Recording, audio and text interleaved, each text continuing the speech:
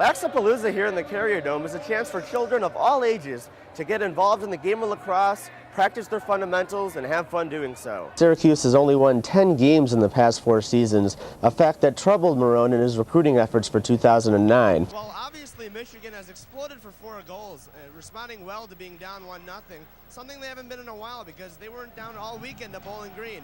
It's clear that Dinosaur Barbecue is the leader in the Syracuse community, thanks to its food, reputation, and its atmosphere. They have a tough stretch of games coming up at Loyola, as you mentioned, in Baltimore, then at Giant Stadium against Princeton, and at Cornell. So it'll be interesting to see how they play on the road. 5, 4, 3, 2, 1. Have fun and see you later. The 19th annual Tour de Cure at Verona Beach State Park sparked hope as hundreds of bike riders cycled around Oneida Lake to raise money for the American Diabetes Association. Chairman of the ADA chapter in Utica for 17 years, Michael Vitti says the Tour de Cure is unique because it is a family event. This is for all ages. It's for the kids, for moms and dads, for grams and grandpa. Everybody gets involved. Riders participate in one of 5 different races, ranging from a 15-mile course all the way up to 100 miles. Riders have to pay $150 to enter the Tour de Cure, but most people feel like it's money well spent, because unfortunately, most people know someone who's been affected by diabetes. My mother has had diabetes, but she has fortunately beat it. And my grandfather is still struggling with diabetes. I have like 3 brothers who have been touched with, unfortunately with diabetes. I have a niece that has diabetes at a young age. I have a daughter that has diabetes. She's had it quite a few years. She was 3 going on 4 when she developed it. Thomas Brennan has a unique relation to some diabetics. I lost my leg in a car accident, and I met a lot of other people that have lost their legs, like through diabetes and that. And plus, it's just like I've been living without a leg for 6 years. So it's just like I don't want other people to go through that. The real finish line for volunteers and riders is to discover a permanent cure for diabetes. Kevin Wallace, NCC News. Dana Mies, Manuel Landeco, Apolinar Rodriguez Jr. These names might not mean anything to you. However, to Paul Carr, a program specialist for a Central New York Health Improvement Company, they're as close as family. These are my peers. They died so I could live. As of anybody, they deserve respect. On Tuesday, the On Center hosted the 2008 Central New York AIDS Memorial Quilt Exhibition, marking the first time parts of the quilt have been displayed in Syracuse in 15 years. Dozens of quilts were laid out across the floor and walls to remind visitors of those who have passed away from AIDS. But for volunteer and HIV patient Serrano Gatti, the event marks more of a celebration. This day means, to me, is to be able to celebrate those that are living with HIV and AIDS and those that have passed on of HIV and AIDS. Quilts like the one you see behind me have flooded the On Center today in recognition of AIDS Awareness Week. However, even those who have been stricken by the disease can admit that AIDS awareness is not where it should be. Students like West Genesee High School junior Sinisa Pavelovitz have taken away valuable lessons from today's visit to see the AIDS quilt. To be more cautious, to be more smart about how I do things, just to think, I'm going to think about this place. And for someone who has found his own connection to an AIDS victim, I'm Kevin Scott Wallace, NCC News. The reconstruction of the Buckley Road Bridge was supposed to be completed last December, but bulldozers and tractors can still be seen on the bridge that is narrowed down to 1 lane. Commuters who regularly drive over the bridge all seem to describe the ongoing construction with the same word. It's very frustrating. It's very frustrating because it's a big thoroughway for cars. Oh, that's extremely frustrating. And it's not just commuters that are causing major backups. But whenever there's any construction vehicles coming through, then it's really hard, because one day people were turning around and going the other way, but I just waited. The date to finish construction has been pushed back to late August. Director of Engineering for the Syracuse Thruway Authority, Ken Margray, says why the date was pushed back.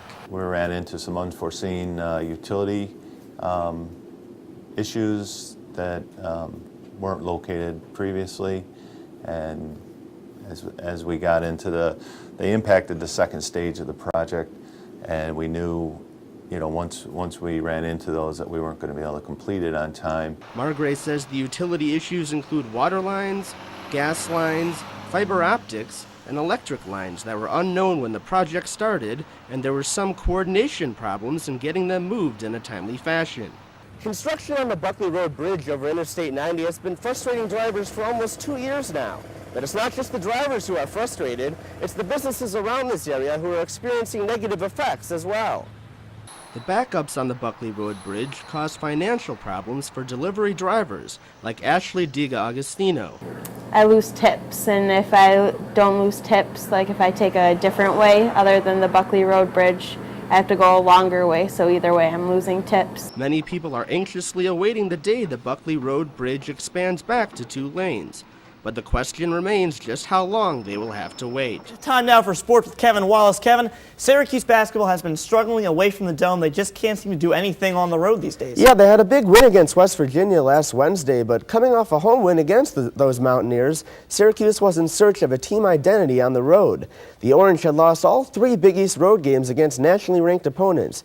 The 16th-ranked Wildcats loomed large as number 22 Syracuse looked to establish themselves as a power in the Big East. As Donovan McNabb was looking on early from the Wachovia Center as Dante Cunningham cuts in for the layup. I have a feeling we'll hear from him later. Then Scotty Reynolds with a nice pass to Corey Stokes. He'll hit the trifecta. He had 3 of those and gave Nova a 20-9 lead. Finally, a Syracuse highlight as Rick Jackson will take the feed from Paul Harris for the flush. Jackson ended up with 12 points, and that cut the Nova lead to 16. Under 6 in the first half, Corey Fisher draws a foul, makes the basket for the 3-point play. Fisher ended up with 14 points, Nova up by 17. And finally, when Andy Rounds is in the highlight, you know he's probably a 3. This trifecta cut the deficit to 15, and at halftime it was 53-38 Nova. Second half, Flynn draws Keys within 12 off the feed from Devendorf. Flynn finished with 22 points and 8 assists. Told you he'd be back. Dante Cunningham missed the tough J over the top to maintain Villanova's 12-point lead.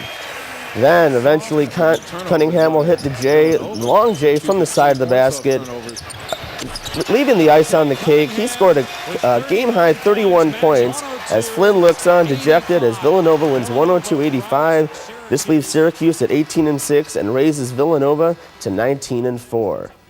Now, lopsided would be an understatement when you look at these 2 teams on paper. Chittenango came in at 3-12 and losers of 8 in a row, while on the other hand, Janesville DeWitt had established themselves as one of the powers in the area, boasting a 17-0 mark.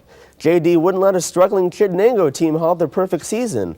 Would they? Well, let's go to the highlights as Coach Bob McKinney looking for win number 400 as Brandon Trish passes it to John Lee, who knocks down the 3, his only bucket of the game. 78-41 JD, yeah, that's right. Then the SU-bound Brandon Trish draws the foul and the dunk. And then 2 minutes later, this might look like the same play, but no, it's not a repeat. Brandon Trish does it again, dribbling through the defense for the flush. 89-47. Trish had 30 points in his final home game as Coach McKinney gets his 400th win. JD goes to 19-0, annihilating Chittenango 107-55. Let's hear what the esteemed coach and star player had to say about the home finale at JD. I'm happy that I got to celebrate something with this group of kids because they've done so much for the basketball program. I mean, they've taken us to a whole different level. So, you know, that part of it's pretty neat. It's exciting. This is my senior night. You know, I just wanted to go out with a bang. You know, try to play the best I played in my career. West Genesee comes into their battle with the number 1 seed Henninger with confidence after their first round upset of Nottingham 54-51. West Genny was up 5 at the half, and we picked things up in the 3rd quarter where Joe Fazio hits a 3 for West Genesee and puts them up by 6. He had 21 points. But then late in the 3rd quarter, Kahari Blue with the little scoop and a hoop. He had 24 points, and we were knotted at 41 all after 3. Then Jermaine Taylor with the bucket to cap off an 11-0 Henninger run, giving them a 46-41 lead. Then Kahani Blue finds Taylor for the flush. That puts the icing on the cake as the Black Knights from Henninger defeat West Genny 61-49. From the prep ranks to the collegiate ranks as OCC takes on Finger Lake for the Mid-State Athletic Conference Championship. Jump to the second half where OCC gets stuffed and Brittany Williams puts in 2 of her game-high 34 points to go along with 20 rebounds and 7 assists. OCC on the move, and Jen Collis takes it to the nice pass for the layup. The Lakers would lead ahead comfortably, but OCC wouldn't back down as Westhill grad Kristen Diglio knocks down the three, Lasers within 5. But there was just too much Finger Lake as Jackie Vincent has the putback, and 84-78 Finger Lakes takes the title. And that is your sports for this hour on NCC News. I'm Kevin Wallace. Tune in again for Sports Next Hour.